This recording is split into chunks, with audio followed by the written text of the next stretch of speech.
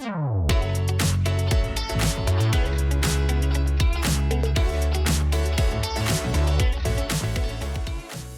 vous invite juste à accueillir, sans transition, quelques volontaires du groupe de travail qui ont pris le temps de réfléchir à comment l'innovation pouvait contribuer au développement durable. Donc on leur laisse la place. À tout à l'heure.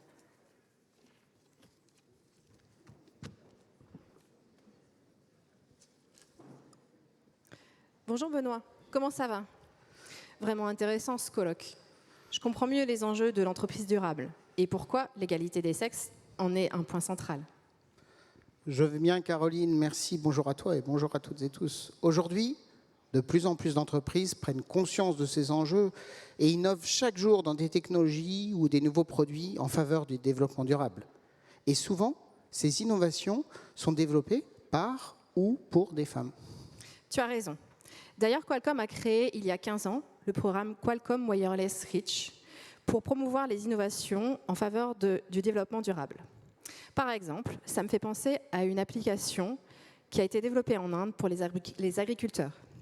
Elle s'appelle Farm Precise. Elle a été financée par le programme Qualcomm Wireless Reach et développée par une ONG indienne, le Watershed Organization Trust. C'est une appli gratuite d'aide à l'agriculture pour que les agriculteurs soient moins dépendants des aléas climatiques, entre autres. Elle leur permet d'optimiser leurs revenus tout en respectant l'environnement. Comment fonctionne cette application ? Eh bien, chaque agriculteur entre des données concernant sa géolocalisation, ses cultures, le type de terre, la date des semis, et l'appli lui donne des conseils géolocalisés en fonction, entre autres, des observations ou des prévisions météo locales sur, par exemple, quand arroser, quand utiliser des engrais ou des pesticides et en quelle quantité. En plus, elle promeut l'utilisation de produits respectueux de l'environnement pour diminuer l'impact environnemental. Il y a aussi des forums collaboratifs pour que les agriculteurs puissent échanger des bonnes pratiques. Et il y a aussi, par exemple, les prix des produits sur les différents marchés pour leur permettre d'optimiser leurs revenus. Intéressant, mais nous sommes au colloque Interrel. Et les femmes dans tout ça ? Figure-toi que cette application les concerne tout spécialement. Les femmes en Inde représentent une part très importante de la main-d'œuvre agricole, mais souvent, elles rencontrent des obstacles pour avoir accès à la formation ou à l'information qui leur permettrait d'augmenter leur rendement et leurs revenus. Du coup, l'application Farm Precise peut les aider dans ce sens. Surtout que ce n'est pas seulement une application que tu peux télécharger sur les stores, il y a aussi des formations en ligne et il y a même des ateliers sur place dont certains leur sont spécialement destinés.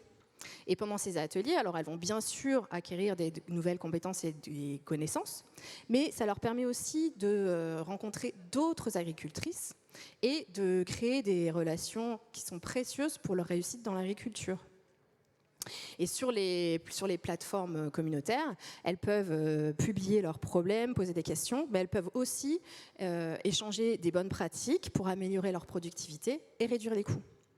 Donc, en offrant une plateforme d'apprentissage et de développement communautaire, Farm Precise soutient les pratiques agricoles durables et défend l'égalité des sexes dans le secteur agricole. Justement, cela me fait penser à un projet sur lequel Orange est au soutien d'ONU Femmes pour contribuer à la fois à l'indépendance agricole de certains pays et donner aux femmes les moyens de leur autonomie financière et sociale. C'est-à-dire ? Buy From Women est une initiative innovante d'ONU Femmes, mise en œuvre en partenariat avec les secteurs publics et privés, qui vise à accroître l'inclusion numérique des femmes rurales en facilitant l'accès à la technologie numérique et aux informations. Cette initiative, orientée vers des entreprises et des exploitations agricoles dirigées par des femmes, permet d'améliorer la productivité et les revenus. Comment ça fonctionne et quel est le rôle d'Orange ? En plus de l'aide apportée par ONU Femmes, Orange accompagne ces femmes sur plusieurs aspects. D'abord, grâce à ces maisons digitales, Orange forme les femmes au numérique, leur donne accès à des ordinateurs. De plus, dans le cadre du projet, un mobile est attribué à chacune des femmes avec des outils. En effet, les applications fournies permettent de répondre à de multiples besoins.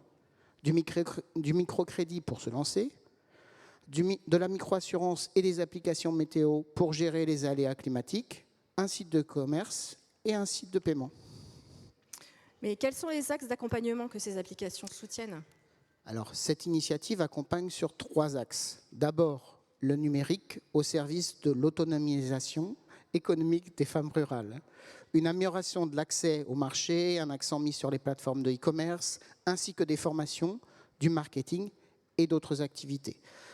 Ensuite, le numérique en faveur de la résilience des femmes rurales aux catastrophes. J'en ai déjà parlé pour la partie météorologique, mais c'est aussi des conseils sur l'agriculture adaptée au changement climatique. Enfin, le numérique pour faciliter l'accès des femmes rurales aux énergies renouvelables, à la fois pour les usages domestiques et leurs usages productifs, ainsi démocratiser ces énergies et renforcer les compétences des femmes dans le secteur de l'énergie. C'est un très beau projet, mais dans quel pays est-il déployé ? Dans un premier temps, il concerne 1200 femmes au Libéria et 400 au Mali. Donc il a commencé à l'été 2022 et il finira courant 2024. Alors, permettre aux femmes de développer leurs activités peut se faire à travers des aides technologiques et financières, mais leur liberté dépend aussi de l'accès à ce qui permet de prendre soin d'elles-mêmes. N'est-ce pas, Nicolas et Evelyne ? J'ai l'impression que vous parlez d'entrepreneuriat social et solidaire. Alors, l'entrepreneuriat social et solidaire, l'ESS, drive leur activité avec les 17 ODD. Alors, Evelyne, si je ne me trompe pas, tu es dans ce secteur d'activité. Oui, en effet, Nicolas. Nous avons lancé Fava avec Jeanne, mon associé, il y a 4 ans. Fava, c'est une entreprise française engagée et solidaire de protection intime 100% bio et éco-responsable qui accompagne les femmes à chaque étape de leur vie et tout au long de leur intimité. Nous avons eu à cœur, depuis le départ de Fava, de nous entourer des partenaires qui partagent nos engagements et nos valeurs. Alors, tu m'avais dit que tu travaillais avec Emmaüs. Exactement. Ça, c'est une de nos partenaires engagés. Donc, nous travaillons avec une filiale d'Emmaüs qui s'appelle EBS Espérance, à qui, eux, ils travaillent avec des gens en réinsertion sociale et professionnelle. Et nous les avons confiés à eux 100% de la logistique, mais pas que. Il y a aussi, pour chaque achat que nous faisons, que les gens font chez Fava, nous, on reverse des protections à Féminité Sans Abri qui vient en aide à les femmes les plus précaires en France. Alors, très beau projet. Alors, je remarque quand même que vous étiez 2 femmes cofondatrices. Exactement. Des femmes start-up, c'est fantastique. Alors, mais quelle est votre mission exactement ? La mission de Fava est de rendre facilement accessibles des produits sains et non nocifs pour la santé des femmes et pour l'environnement, et donner aux femmes tous leurs outils et toutes les informations nécessaires pour bien vivre leur intimité. C'est pour cela que nous avons organisé notre activité en 3 canaux de distribution, l'online, le retail et le B2B. C'est ces derniers canaux qui nous permettent d'aller vraiment très loin dans notre mission d'accessibilité parce que nous installons des distributeurs de dépannage dans toutes les structures privées et publiques. Ça peut être toutes les entreprises, les écoles, les centres de loisirs, les centres d'accueil, par exemple. Tout ça pour répondre à des enjeux RSE. Sur une entreprise, ça va être sur la qualité de vie au travail. Sur une école, ça va être la qualité à l'école. Et puis, surtout, lutter contre la précarité menstruelle. Il faut savoir qu'en France, en 2023, il y a 4 millions de personnes en précarité menstruelle. 4 millions ? 4 millions, oui. Ok. Énorme chiffre. Alors, tu sais que quand même, chez SAP, on fait plein de programmes pro bono. Ok. Et alors, je sais pourquoi je sais, parce que tu as participé à un de ces programmes. Est-ce que tu peux me raconter en fait qu'est-ce que ça a apporté, qu'est-ce que tu as aimé, etc. Rappelle-moi tout ça. Exactement. Nous avons bénéficié des mentorats des SAP au tout début de notre aventure. Cela nous a permis de confronter nos problèmes à des vrais professionnels et puis avoir des meilleures solutions. Nous avons travaillé notamment avec des experts RH et QVT sur notre offre B2B. Et puis, nous avons aussi travaillé avec des experts UI pour améliorer tous les parcours consommateurs de nos sites Internet. Donc, nous sommes très, très contentes d'avoir pu bénéficier de cet accompagnement expert et confronter notre solution avec des professionnels. Ok, bah, écoute, pour nous, c'était super chouette de découvrir plein de nouveaux univers. des univers fantastiques, l'univers de la femme. Moi, j'étais ton mentor. Pour moi, c'était tout nouveau aussi. Sortir surtout la tête du guidon de notre activité de tous les jours, c'était fantastique. Et à chaque fois, on en avait un shoot d'énergie, c'était extraordinaire. Oui, pour nous aussi. Merci beaucoup.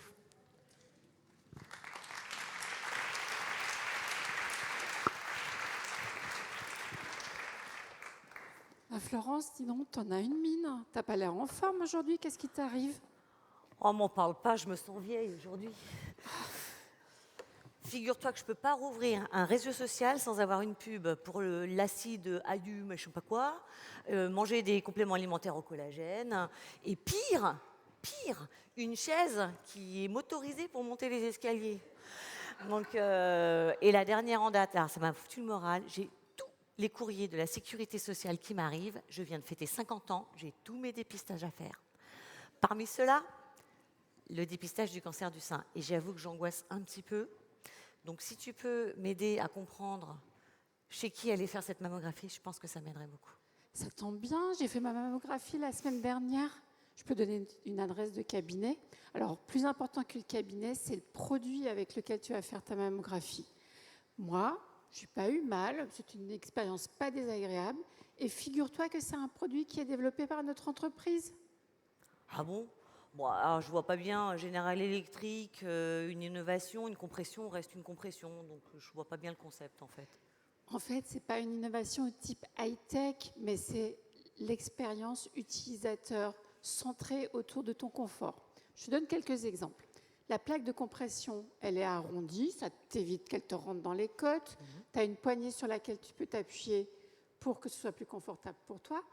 Et cerise sur le gâteau, on te donne même une télécommande pour que tu gères toi-même la compression et que tu gères ta douleur. Il y a certains cabinets, ils ont même investi dans une solution relaxante pour que tu puisses te détendre et que l'image radiologique soit meilleure et donc le diagnostic également. Donc, il n'y a pas de problème, il faut aller la faire, ta mammographie. Ouais, je suis un peu impressionnée, mais dis-moi, toutes ces idées sorties de la tête des ingénieurs et de nos mecs? Je vois ce que tu veux dire. Mais non, justement, c'était une équipe mixte. J'en faisais moi-même partie. Je me disais aussi. Bah ouais. Il y avait Aurélie au design, Wendy aux achats, Fanny à la qualité image, Erin qui était chef de projet. Une belle équipe mixte avec beaucoup de femmes de notre entreprise. J'en suis très fière. D'accord, donc la mixité, mais ça doit coûter un bras. Parce que l'innovation, la high-tech, c'est pas très accessible. Et tu te souviens, on a vu ce matin, ODD égale accessibilité de la santé pour tous. Je suis pas sûre qu'on y soit. Mais même là, on y est presque. En Grande-Bretagne, ils ont équipé une flotte de camions pour donner accès à toutes les femmes à avoir droit à un dépistage à partir de 50 ans. Et en France, pendant le mois d'octobre, pour célébrer Octobre Rose, notre entreprise a équipé un camion, l'a placé dans des quartiers populaires de Paris et des villes de banlieue, a invité des femmes à venir se faire dépister, même les femmes les plus démunies et aussi les moins informées. On m'a dit que non, je suis drôlement fière de toi. J'étais un peu anxieuse ce matin. Tu m'as redonné le moral, je te remercie. Et en plus, je viens d'avoir une idée, parce que cette équipe, elle m'a l'air très bien. Je vais proposer mes services d'ingénieur. Évidemment. Allez, je te laisse, hein, j'ai une réunion. D'accord, à bientôt À Myriam. bientôt.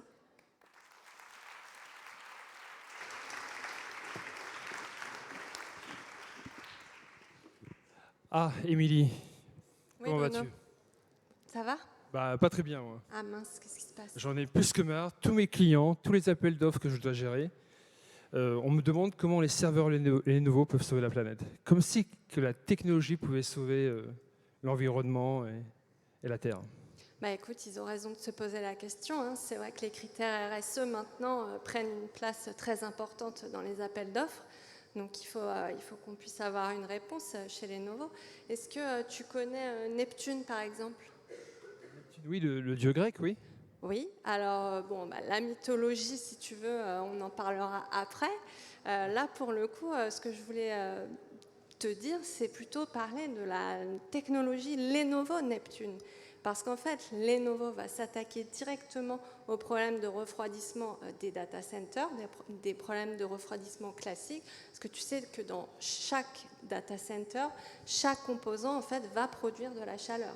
Et la chaleur, c'est l'ennemi numéro un des circuits sensibles, parce qu'en fait, si tu veux, ça peut créer des pannes, ça peut créer des pertes de performance, des pertes de données, et on doit vraiment aussi s'occuper du fait que les data centers aujourd'hui sont extrêmement énergivores. Tu comprends? Donc la technologie en fait, de Lenovo Neptune va proposer non plus un refroidissement par air, mais un refroidissement liquide. D'accord, donc du refroidissement liquide, comme le moteur de ma voiture. Ouais, t'as bien... Oui, tu as bien entendu. C'est un refroidissement liquide. Donc en fait, on va se refroidir chaque système par de l'eau. Et en fait, on met les serveurs dans des piscines. Alors ça, c'est encore une autre technique. D'accord. Là, ce que je te propose de parler à tes clients, c'est de... Pardon. C'est de leur parler justement de ce refroidissement liquide. Ça a l'avantage en fait d'apporter une meilleure efficacité énergétique et en plus tu vas gagner en coût sur ta facture électrique. Et ça va jusqu'à des gains de coût en énergie de 40%. Tu as à peu près 25% en fait déjà qui vont être gagnés sur l'air conditionné et ensuite sur des gains de coût sur les processeurs et également sur le retrait des ventilateurs. Donc vraiment une meilleure efficacité et des meilleurs coûts. Et ça ne s'arrête pas là, Bruno. Tu sais pourquoi? Non, pas du tout, non. Non, parce qu'en fait, dans certains grands centres de calcul intensifs, l'eau chaude, donc refroidie par ces systèmes, va même être réutilisée pour chauffer les bâtiments. Donc on réutilise l'eau, soit pour chauffer les bâtiments, soit également elle va être réutilisée pour produire de l'eau réfrigérée. Bah écoute, maintenant j'ai des bonnes solutions, des bons arguments à présenter à nos clients pour les convaincre à acheter nos serveurs Lenovo. Et je vais passer le flambeau à nos amis de Steadison, justement parce qu'on parle de chaleur. Donc que pensez-vous de nos solutions technologiques? Bonjour. Bonjour. Eh bien, enchantée. Moi, je suis Caroline, je suis la présidente de Steadison. Steadison, c'est une start-up du CEA. On est issu de l'INES, l'Institut national de l'énergie solaire. Et on a deux activités principales. La première activité, on fait de la prévision de production solaire et de la prévision de production éolienne pour même permettre une meilleure intégration des énergies renouvelables dans les réseaux énergétiques. Notre deuxième activité, on fait de la prévision météorologique par API. En fait, on est une entrée, on est de la data. En entrée des intégrateurs logiciels qui font des outils d'aide à la décision pour lutter contre le réchauffement climatique. Voilà, c'est un peu notre cœur de métier. Et donc, on est à destination de tous les segments marché météo-dépendants, donc que ce soit l'agriculture, l'énergie, le transport, il y en a plein. Mais du coup, toi, Caroline, tu es CEO de la start-up. Il y a beaucoup de femmes dans la boîte? À Steadison, on est 25 personnes et dedans, il y a 40% de femmes. Pour une société hautement technologique, on est plutôt pas mal. Par contre, pour moi, la mixité, ça ne s'entend pas seulement sur la partie femmes. En fait, à Steadison, on a des personnes de tout horizon, des personnes de tout âge, de toute culture, de toute religion. Et pour moi, la mixité, c'est quelque chose qui est indispensable pour faire fonctionner une entreprise. C'est simple de prendre des clones, de prendre que des ingénieurs, des docteurs, des jeunes docteurs hommes qui sortent d'école. Tout le monde est d'accord, c'est super. Par contre, en fait, c'est pas ce qui fait évoluer la société. Ce qui fait évoluer les sociétés, c'est quand les gens sont pas d'accord. Et c'est cette pluralité de profils qui permet ça. Et toi, Laurence, du coup, au CEA, qu'en est-il de la présence des femmes, finalement, dans les startups? Alors, les startups au CEA, c'est une longue histoire. La première startup, c'était en 1972. On en a un peu plus de 230 maintenant. C'est beaucoup de belles histoires d'hommes, un peu moins de belles histoires de femmes, malheureusement, mais on y travaille. Et on y travaille en particulier en soutenant un programme national qui s'appelle Women in Deep Tech. C'est un programme auquel on participe avec deux incubateurs. Incubaliance, qui est un incubateur sur la Deep Tech, Willa, qui est un incubateur spécialisé pour les femmes. Et donc, tous les ans, grâce à ce programme Women in Deep Tech, on accompagne des femmes. Elles bénéficient gratuitement d'un programme d'accompagnement, de coaching pour les aider à se lancer dans un projet de start-up. Écoutez, merci, mais je crois qu'on va être en retard pour une conférence qui est celle de Valérie Masson-Delbotte, que je crois que tu connais, et qui est interviewée par Karen Akram. Allons-y, sinon on va être en retard.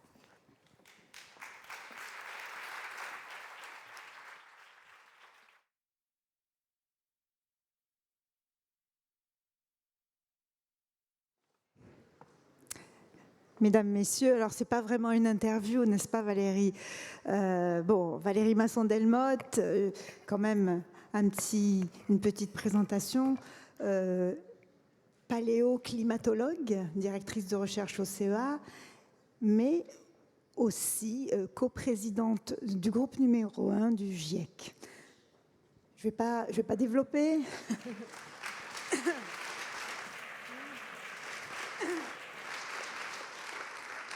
Donc des cerises dans le labo, des cerises sur le beau gâteau Interrel, on en a plein aujourd'hui et tu en es une. Je crois qu'on a un petit sur-mesure. Et donc, the floor is yours. Merci beaucoup, merci de ce bain de sororité qui fait du bien. Et donc j'ai construit cette intervention en 3 parties. Je veux introduire en fait mon retour d'expérience au sein du groupe intergouvernemental d'experts sur l'évolution du climat, partager avec vous les points clés de notre rapport de synthèse et en mettant l'accent sur la dimension de genre. Et puis ensuite, aborder les questions de biais de genre que nous avons rencontrées et les actions entreprises pour avancer. Donc pour moi, là, c'est la fin de 8 ans d'efforts pour porter des évaluations rigoureuses de l'état des connaissances scientifiques vis-à-vis du changement climatique, des risques, des options d'action, et les communiquer le plus clairement et le plus largement possible pour éclairer les choix. Donc imaginez derrière moi les 1000 scientifiques, les milliers de contributeurs, de relectrices, de relecteurs, qui ont produit 300 000 commentaires de relecture, qui ont passé en revue les éléments probants de 85 000 publications scientifiques. Et vous avez une idée du travail colossal qui est derrière ce rapport de synthèse avec 3 rapports spéciaux et 3 rapports complets. Donc, mon retour d'expérience, c'est la fierté du travail accompli pour les rapports que j'ai co-supervisés et tout particulièrement pour ma partie, la partie physique du climat. Le fait d'avoir mené la session d'approbation qui a été vue comme la mieux organisée et qui s'est déroulée et qui s'était achevée comme prévu, ça n'arrive jamais dans un cadre ONU. La fierté de construire une forme de leadership au féminin avec la joie de s'appuyer sur l'intelligence collective et la fierté de voir se déployer ensuite les voix puissantes de femmes et d'hommes scientifiques qui ont contribué à ces évaluations collectives. La fierté aussi de surmonter des difficultés. Pour la partie groupe 1, physique du climat du GIEC, un travail avec 234 scientifiques de 65 pays, 27% de femmes maintenant, c'est la proportion qu'on avait aussi dans les candidatures. Et lors de la première réunion des auteurs et autrices de ce rapport, des attitudes sexistes et des tensions. Le fait d'en appeler à une entreprise canadienne, Shift Collaborative, qui nous a aidés en fait à réfléchir à nos biais inconscients, à mettre en place des pratiques inclusives et participatives et voir le fruit de ce travail qui a permis une large contribution, même si, pour certains scientifiques, il reste des barrières, malgré leur expertise, pour pleinement contribuer. Le rapport de synthèse, donc, parmi les auteurs scientifiques que nous avons retenus pour le rédiger, quasiment la moitié de femmes, délibérément, pour arrêter avec ces effets de plafond de verre, et une montée en puissance de la prise en compte des dimensions de genre. Donc si on en revient sur l'état du climat, l'état des lieux par rapport au changement climatique, les 3 mots-clés que je retiens, c'est la gravité de la situation, l'urgence à changer d'échelle dans l'action. Le président du GIEC a utilisé le terme d'espoir, moi je préfère utiliser le terme de détermination à agir. Donc où est-ce que nous en sommes aujourd'hui ? 1,15 degré sur la dernière décennie de réchauffement. Une action pour le climat qui monte en puissance, mais avec des actions mises en œuvre, des engagements dont le rythme, dont l'ampleur ne sont pas suffisants pour limiter les risques liés au changement climatique. Et si l'on regarde un petit peu en arrière, dans l'ensemble de la société, dans le monde, des mouvements sociaux de masse ont joué le rôle de catalyseur de l'action pour le climat, notamment des mouvements portés par la jeunesse, par la défense des droits, les droits à la terre, les droits humains, les droits des enfants, mais aussi par les revendications pour l'égalité femmes-hommes. Ces mouvements sociaux ont fait évoluer la prise de conscience et, dans certains cas, influencé l'ambition et les résultats de la gouvernance climatique. Donc, malgré les progrès qui sont observés, on a aussi une distribution très inégale des émissions de gaz à effet de serre, historiques, actuelles, entre pays, au sein de chaque pays. Certains contribuent largement plus que d'autres. Malgré les efforts accomplis, malgré des émissions de gaz à effet de serre qui baissent dans une vingtaine de pays, dont la France, dans le monde, les émissions de gaz à effet de serre continuent à augmenter. Le réchauffement dû aux activités humaines se poursuit, sur la toute dernière décennie maintenant 1,15 degré, avec une généralisation d'impacts graves, de pertes et de dommages attribués au changement climatique et des effets néfastes sur l'équité sociale et de genre. En effet, les communautés vulnérables, les personnes vulnérables qui ont le moins contribué au réchauffement actuel, sont affectées de manière disproportionnée, et cette vulnérabilité, elle est exacerbée par les inégalités, par la marginalisation, qui peuvent être liées au lieu de vie, au genre, à l'origine ethnique, à des faibles revenus et à leurs effets combinés. Et les impacts que l'on voit déjà, dus à de multiples changements de climat moyen, d'événements, d'extrêmes, dus à l'influence humaine sur le climat planétaire, vont s'accroître avec chaque incrément de réchauffement futur. Les avancées scientifiques, elles permettent de mieux savoir à quoi nous attendre, aussi bien à l'échelle planétaire, on a réduit fortement les incertitudes, que dans chaque région. Et c'est évident que le monde plus chaud, différent, que nous connaîtrons, que les générations actuelles vont connaître, dépendent profondément des choix que nous mettons en place maintenant et à court terme. La poursuite des émissions de gaz à effet de serre va amplifier le réchauffement tant que nous n'atteindrons pas des émissions dues aux activités humaines égales à zéro net à l'échelle planétaire. On va vers, dans tous les scénarios, un niveau de réchauffement d'1,5 degré au début des années 2030. Les politiques publiques actuellement mises en œuvre, le scénario intermédiaire, nous conduiraient à dépasser 2 degrés de réchauffement planétaire d'ici 2050 et d'atteindre un niveau proche de 3 degrés en fin de siècle. Mais il est possible de l'infléchir. Il est possible de réduire massivement les émissions de gaz à effet de serre. Il sera indispensable d'anticiper, de renforcer les actions d'adaptation pour limiter la casse. Donc, nos connaissances, elles montrent très clairement que pour chaque incrément de réchauffement supplémentaire, les changements dans chaque région de climat moyen, d'extrême, deviennent plus généralisés, plus prononcés, notamment l'intensification du cycle de l'eau, de sa variabilité, les événements, les saisons très humides ou très secs. Les risques pour la santé, avec des limites physiologiques humaines, augmentent et dépendent des actions d'adaptation. Les impacts sur les écosystèmes vont s'aggraver. L'action pour le climat et pour la biodiversité vont de pair. On a besoin des fonctions, des services du vivant. On a besoin de s'appuyer sur le fait de conserver, protéger et restaurer les écosystèmes. Plus le réchauffement est fort, plus on perd des degrés de liberté, des limites dures aux options d'adaptation qui s'appuient sur l'eau, qui s'appuient sur les écosystèmes. Et chaque incrément de réchauffement supplémentaire intensifie des risques majeurs dans chaque région du monde. En Europe, les risques pour la santé, notamment pour une population vieillissante, mais aussi pour les écosystèmes terrestres et marins dus à la chaleur extrême, les risques de pénurie d'eau, les effets sur les rendements de nos cultures et enfin des ensembles de risques d'inondation par pluie extrême, submersion littorale, inondations chroniques à marée haute et leurs effets conjugués. Les risques pour la production alimentaire et l'insécurité alimentaire vont s'aggraver, mais ils dépendent profondément des choix socio-économiques, notamment de l'éducation des jeunes filles partout dans le monde, de l'accès à la santé et à la santé reproductive, de la réduction des inégalités et du renforcement des capacités d'adaptation dans les régions les plus fragiles. Les risques en termes d'insécurité alimentaire, ne pas pouvoir travailler quand il fait trop chaud et trop humide pour travailler, avoir des difficultés pour payer son alimentation parce que les mêmes événements affectent aussi les rendements agricoles, cela exacerbe les difficultés pour pouvoir s'alimenter correctement. Et les personnes les plus fragiles, là où les risques sont les plus importants, c'est la malnutrition maternelle et infantile qui a des effets à long terme sur la santé. Donc, à retenir, tant que le cumul des émissions mondiales de CO2 continuera à augmenter, le climat continuera à dériver. La condition pour stabiliser le réchauffement, c'est d'atteindre des émissions égales à zéro net. La marge de manœuvre qui nous reste, les budgets carbone résiduels pour limiter le réchauffement à 1,5 degré, on va très vite les épuiser. L'inertie qui est devant nous, c'est celle des infrastructures fossiles existantes et prévues.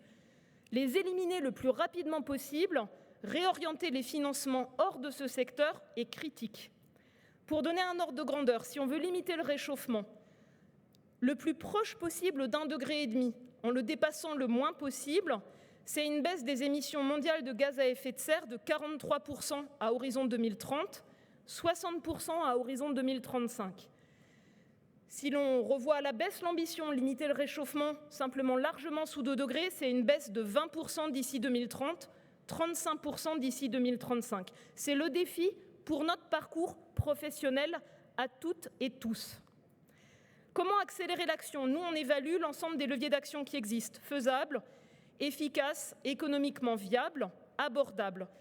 On a des leviers d'action qui permettent, par des transitions de système, de renforcer leur résilience et, si tout est déployé, quasiment de diviser par 2 les émissions de gaz à effet de serre d'ici à 2030. Tous les systèmes sont concernés, transition dans le système énergétique, l'utilisation des terres, le système alimentaire, la gestion de l'eau, les villes et les infrastructures, l'industrie et les déchets. Plus on met le curseur sur la soutenabilité, plus on engage des transformations profondes de sociétés, des modes de production, de consommation, de style de vie, plus on agit dans le secteur de la demande, plus on peut rapidement transformer ces systèmes de production. L'action sur la demande, rendre accessibles des styles de vie sobres en carbone par des politiques publiques, par des infrastructures, par l'inflexion en fait de nos valeurs, de nos visions du monde, c'est un potentiel majeur, 40 à 60% du potentiel de baisse d'émissions de gaz à effet de serre d'ici à 2050. Donc, un volet majeur d'innovation technologique, un volet majeur de maîtrise de la demande, efficacité et sobriété, et un volet profond de solutions qu'on appelle, nous, fondées sur la nature, où on s'appuie sur les écosystèmes et la santé planétaire. Bien sûr, il y a des conditions clés. La réorientation des financements, il y a un facteur 3 à 6 de financement qui manque, ne serait-ce que pour la baisse des émissions de gaz à effet de serre. 90% des financements climat vont à l'atténuation, ne touchent pas suffisamment l'adaptation et ne sont pas suffisamment accessibles aux communautés les plus vulnérables. Pour ça, l'engagement de la société civile, des entreprises, des communautés locales, de la jeunesse, on sait que ça joue et on sait que ça peut influencer le soutien politique à l'action pour le climat, et cela pèse lourdement soit comme obstacle, soit comme condition d'accélération sur les politiques publiques qui sont mises en œuvre. Donc on a besoin de changer d'échelle. On a besoin de changer d'échelle pour le bien-être planétaire, pour le bien-être humain. Éviter d'atteindre des limites dures à l'adaptation, l'escalade des pertes et des dommages, l'escalade des coûts et en fait beaucoup de souffrance. Beaucoup de leviers d'action pour le climat ont en fait de multiples bénéfices pour les autres dimensions de la soutenabilité, la santé, le bien-être, améliorer la qualité de l'air, une alimentation saine, plus végétale, des mobilités actives. L'adaptation aussi peut jouer un rôle clé pour l'inclusion, la stabilité des moyens de subsistance, la sécurité alimentaire, la préservation de la biodiversité. Mais il n'est pas évident que les options d'action pour le climat soient bénéfiques pour les dimensions sociales. Certaines inégalités sociales, certaines inégalités de genre peuvent être aggravées par des actions pour l'adaptation qu'on appelle de la maladaptation, ou par des actions pour la réduction des émissions de gaz à effet de serre qui ne soient pas pensées pour être justes et qui peuvent exacerber les inégalités. L'évaluation des sciences sociales qui contribue au rapport du GIEC, elle souligne les enjeux de construire un dialogue, de réconcilier des intérêts, des valeurs, des visions du monde qui sont différentes pour construire des résultats qui soient équitables et justes, pour faire avancer l'ensemble des objectifs du développement durable par des politiques publiques intégrées qui mettent en priorité ces enjeux d'équité, d'égalité de genre, d'inclusion, de processus de transition juste, basés sur le partage des connaissances, les connaissances académiques, j'en ai dit un mot, mais aussi les connaissances des acteurs de terrain et les connaissances des peuples autochtones. Il est possible de construire un avenir qui soit viable et soutenable si on agit rapidement pour réorienter nos choix, nos trajectoires de développement vers la neutralité carbone et en intégrant le fait d'être résilient dans un climat qui change.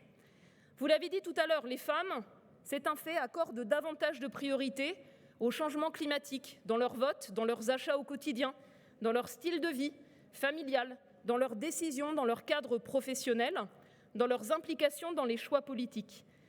L'émancipation des femmes au sens anglais, c'est-à-dire empowerment, le renforcement de leur capacité d'action, la place accordée à leur voix, elle est cruciale pour accélérer l'action pour le climat.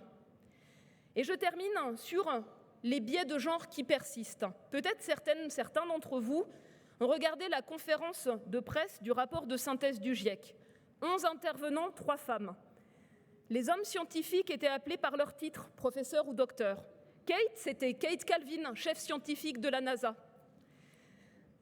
Nous avons eu des difficultés dans la préparation de ce rapport de synthèse par le management du président du GIEC, le licenciement brutal et injustifié de son excellente collaboratrice qui avait porté tout le travail pendant quasiment 2 ans, avec la tentative d'effacer son nom de la liste des auteurs, qui a donné lieu à des plaintes sur notre code de conduite.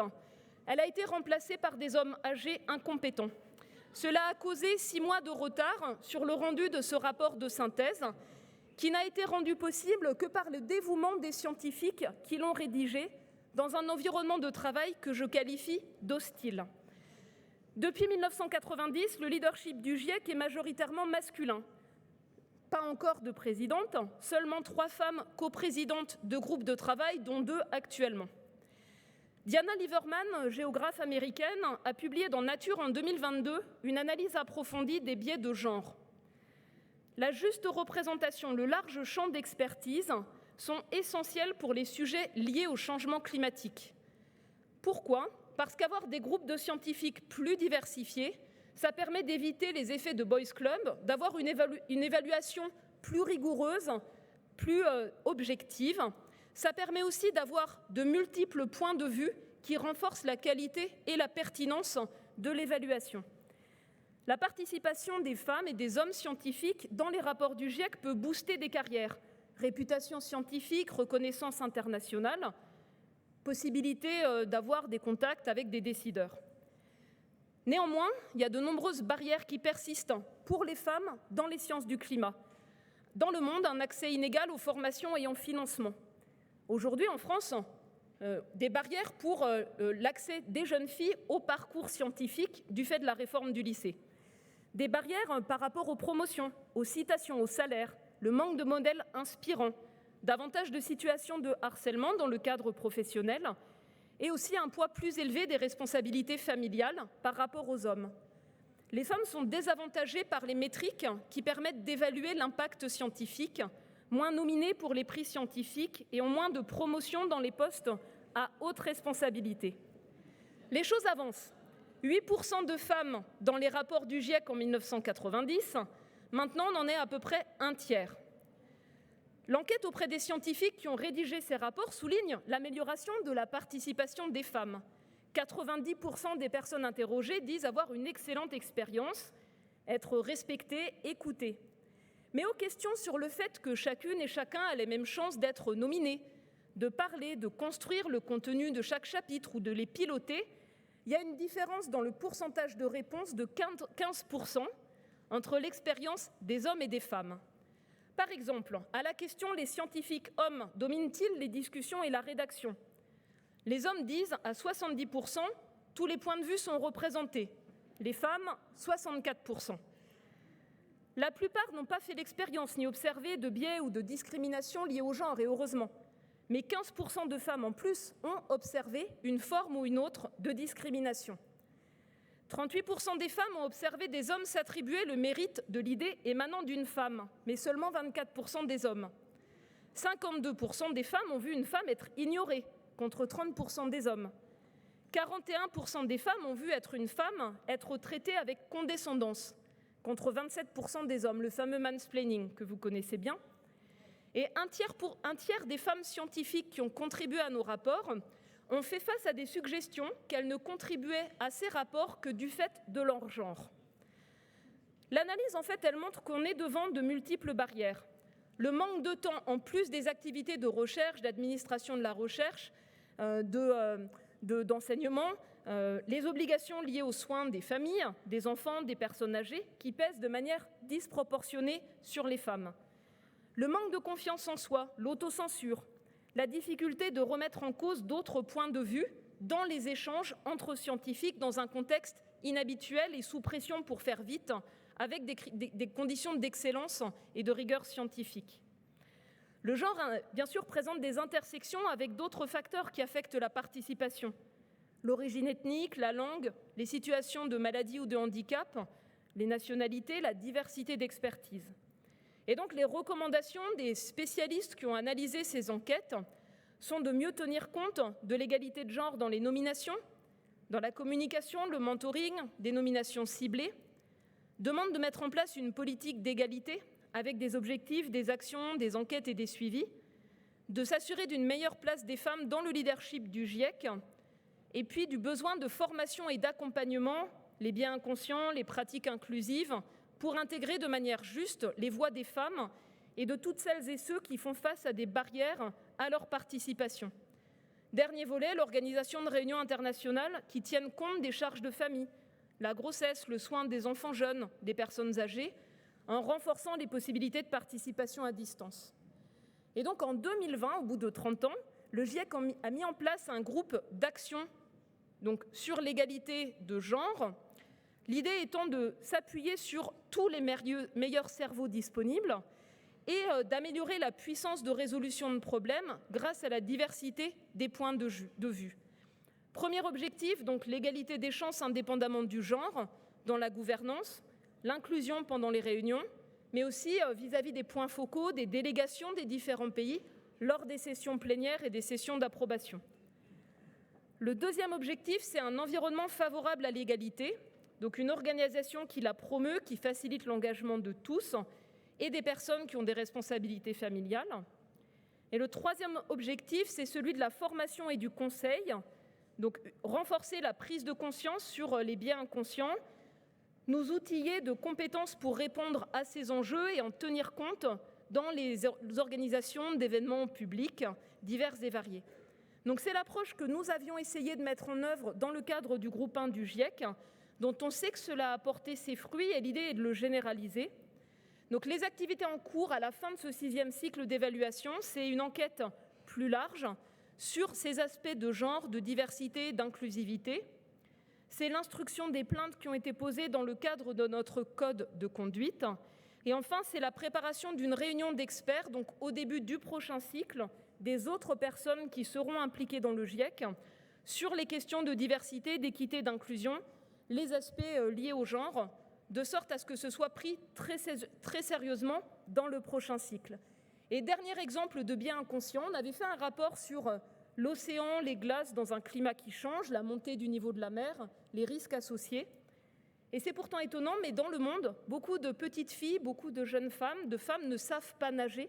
Ça n'était pas reflété dans cette évaluation. Donc cela montre le travail qui reste à faire, pas uniquement sur les pratiques, pas uniquement sur les personnes qui contribuent au rapport du GIEC, mais sur le fait d'avoir une ouverture au genre dans la manière de conduire l'évaluation. Et la même chose s'applique notamment sur les politiques publiques en France vis-à-vis du changement climatique. Mieux intégrer la dimension de genre dans la stratégie française énergie et climat, intégrer la dimension de genre dans les vulnérabilités, dans les stratégies d'adaptation en France face au changement climatique.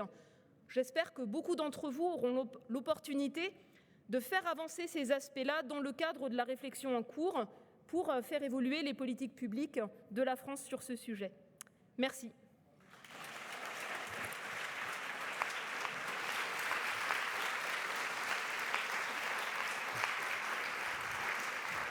Merci.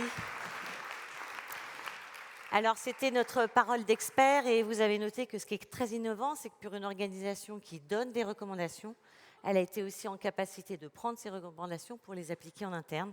Donc, merci pour ce bel exemple. Pour nous et le groupe de travail sur l'entreprise durable, ça clôt notre après-midi, mais l'après-midi n'est pas terminé, puisqu'en fait, moi, ce que je retiens en fait de notre moment ensemble, c'est que chacun d'entre nous a essayé de partager, de sensibiliser, de vous donner des clés de compréhension de ce que voulait dire l'entreprise durable. Donc, je m'appuie sur une légende amérindienne pour dire que collectivement, on a fait notre part. Et j'espère qu'en rentrant chez vous, vous pourrez songer à faire la vôtre, que ce soit au quotidien, dans vos entreprises et également dans les influences gouvernementales. Donc, je vous remercie. J'invite tous les dirigeants qui sont venus pour intervenir sur la question de l'innovation, animée par Karen Amram, à venir s'installer sur la scène. Merci. Merci à tous.